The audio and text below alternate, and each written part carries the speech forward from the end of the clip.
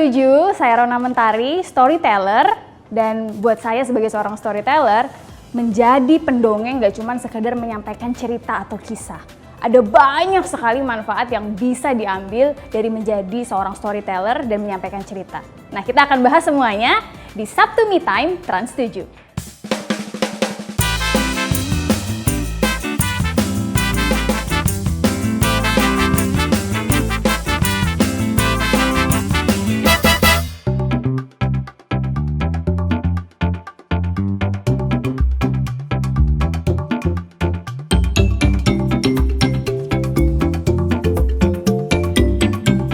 Dongeng secara sederhana sebenarnya adalah sebuah cerita.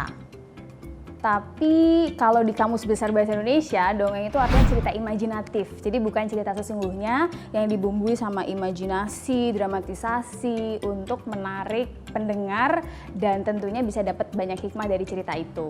Tapi buat saya sendiri dongeng ini nggak terbatas sama sesuatu yang imajinatif. Karena cerita sehari-hari pun bisa jadi dongeng. Karena mendongeng adalah seni menarasikan cerita. Jadi apapun ceritanya bisa jadi dongeng.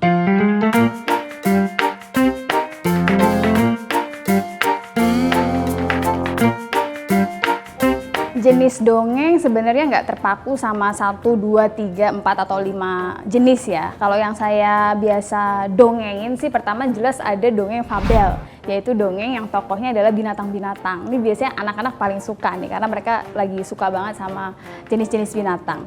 Terus yang kedua adalah cerita rakyat. Nah ini biasanya di daerah-daerah punya banyak cerita rakyat dan di Indonesia tuh kaya banget sama cerita rakyat. Yang kita tahu mungkin bawang merah, bawang putih, tapi sebenarnya ada banyak sekali cerita rakyat di Indonesia. Terus ada juga mitos, ini biasanya asal-usul daerah tertentu, asal-usul tempat wisata seperti Prambanan atau Borobudur.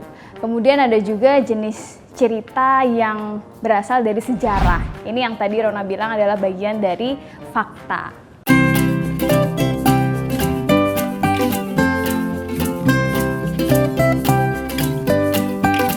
Manfaat mendongeng buat saya sebagai seorang pendongeng tentu sebenarnya banyak banget. Pertama, kita bisa mengekspresikan sebuah cerita.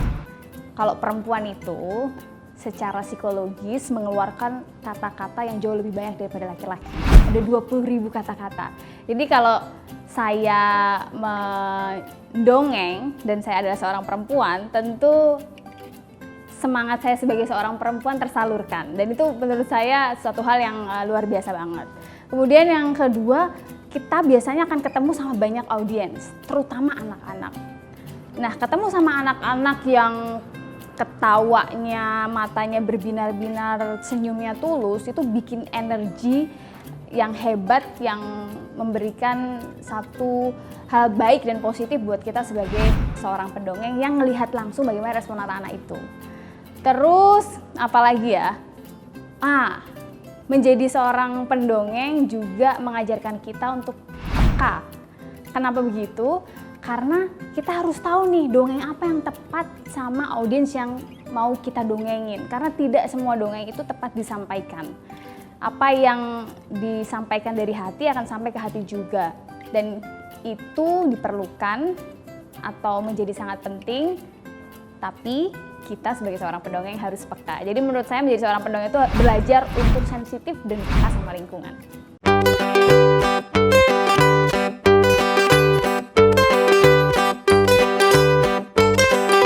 Manfaat mendengarkan dongeng yang pertama akan mengasah imajinasi. Contohnya nih, kalau misalnya ada pendongeng bilang, pada suatu hari seekor kelinci tiba-tiba melompat dengan cepat menuju sebuah gua. Nah, Rona mau nanya nih, yang ada di bayangan teman-teman nih, Sobat 7 semuanya, kelincinya warna apa? Pasti ada yang jawab warna putih, kuning, biru, hitam, macem-macem. Dan ini hebatnya sebuah dongeng. Karena segala hal itu bisa diimajinasikan sebebas pendengarnya. Dan imajinasi itu penting banget untuk apa? Untuk kita bisa kreatif, berpikir out of the box, bisa menyelesaikan banyak masalah, bahkan menemukan hal-hal baru karena kita punya imajinasi. Nah, yang kedua, mendengarkan cerita bikin kita merasa lebih hidup karena manusia adalah makhluk sosial. Ada satu quotes bagus yang mengatakan bahwa every people need story more than they need food. Jadi kalau kita sehari aja nggak dengerin cerita, rasanya ada yang kurang. Coba, kita pernah nggak Sobat 7 ngerasain nggak diajak ngomong sama teman sebelahnya atau teman kantor atau siapapun? Pasti ngerasa ada yang kurang kan? Sama juga. Jadi mendengarkan dongeng atau cerita itu bikin kita lebih hidup.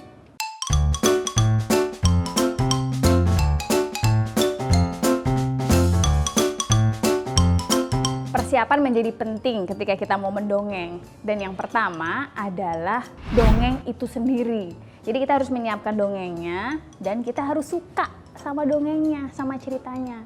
Karena apa yang disampaikan dari hati akan sampai ke hati juga. Sama seperti dongeng yang mau kita sampaikan.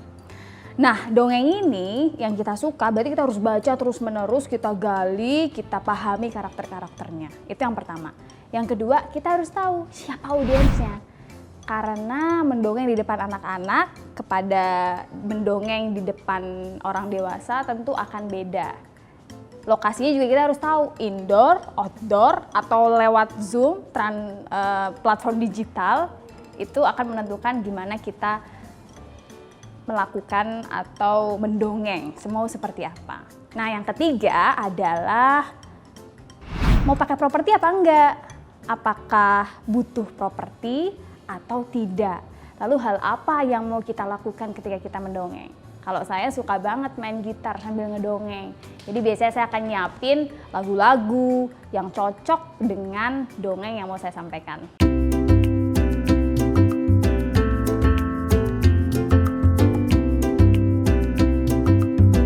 Pada awalnya kita harus jawab 2 pertanyaan. Yang pertama, itu memudahkan apa enggak? Kalau memudahkan, maka gunakan. Dan yang kedua, menarik apa enggak? Kalau menarik, maka gunakan. Nah, aku sih tidak selalu pakai properti, tapi kalau sedang menggunakan properti, aku akan pakai misalnya buku cerita. Jadi buku ceritanya seperti ini ya, jadi yang banyak gambarnya, enggak terlalu banyak tulisannya, enggak semuanya tulisan. Terus bisa juga pakai boneka tangan. Ini kebetulan aku bawa yang kayak gini. Halo, nama kamu siapa? Namaku Little Panda. Lagi, Little Panda, Little Panda. Ini misalnya.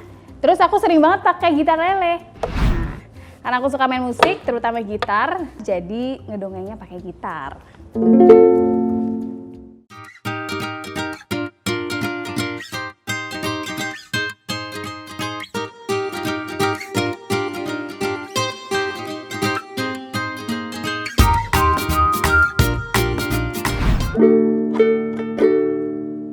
Pada suatu hari tersebutlah sebuah kota yang disekelilingi oleh tembok tinggi.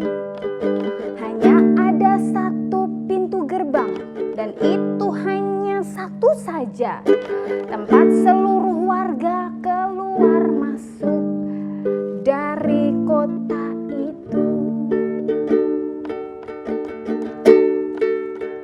Suatu hari, seekor monster besar, tak tahu di mana ia tiba-tiba datang, entah dari mana.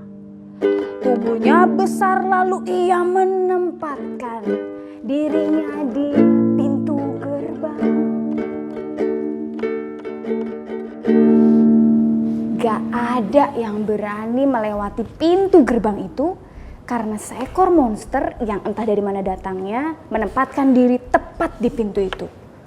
Seluruh warga kebingungan. Gak ada yang bisa masuk, gak ada yang bisa keluar dari kota tersebut. Setiap ada orang yang mau mendekat ke pintu gerbang, monster itu akan mengaum. Wow! Dan semakin kencang aumannya kalau ada lebih banyak orang mendekat ke pintu gerbang. Hingga suatu hari, raja dari kota itu sendiri yang menghadapi langsung monster tersebut. Raja tidak punya pilihan lain selain menghadapinya sendiri. Dengan mencoba untuk berani, ia pun mendekat ke arah monster itu. Ia melangkahkan kakinya satu demi satu. Dan ketika raja itu melangkahkan satu kakinya, monster itu mengaum dengan sangat kencang, wah, dan membuat kota itu bergetar. Raja merasa sangat ketakutan, tapi ia mencoba untuk melangkahkan kakinya lagi. Hingga tiba-tiba ada satu hal yang baru disadari oleh sang raja. Semakin sang raja mendekat, semakin monster itu terlihat kecil. Dan ketika raja dan monster itu sangat dekat, ternyata monster itu tidak lebih besar dari telapak tangan sang raja. Raja pun menunduk dan meletakkan monster itu ke telapak tangannya. Lalu ia bertanya, "Siapa kamu sebenarnya?" Dan monster itu menjawab, Aku adalah rasa takut."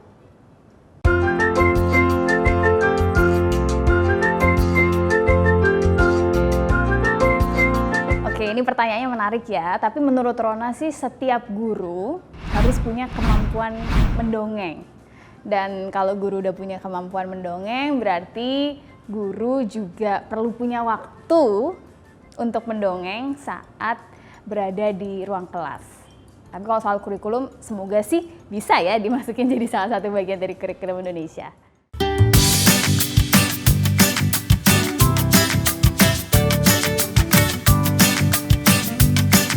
Pertama, kita harus suka ya sama ceritanya. Yang kedua, harus ekspresif. Jadi walaupun kita dongengnya ke orang dewasa, tentu kita tetap perlu berekspresi, apalagi di depan anak-anak. Karena ekspresi satu faktor utama dalam menghidupkan sebuah cerita. Dan yang ketiga, Rona tuh selalu menganggap bahwa mendongeng itu kayak nyuapin makan. Makanan yang kita suapkan itu bukan makanan, tapi kata-kata atau cerita. Jadi kita harus mastiin banget nih, makanannya sampai ke mulut. Makanya harus ada interaksi, harus ada engagement, harus ada hal yang memastikan bahwa audiens itu mendengar dan nyampe cerita yang kita sampaikan, seperti sebuah makanan yang sedang disuapkan ke seseorang. Nah, itu akan berhasil, salah satunya adalah dengan melakukan interaksi. Jadi kita nggak boleh dongeng untuk diri sendiri, tapi pastikan kita harus berinteraksi sama audiensnya. Nah, Sobat 7, itu tadi obrolan kita tentang menjadi seorang storyteller. Seru kan? Semoga semuanya bisa dapat inspirasi ya dari obrolan tadi. Dah!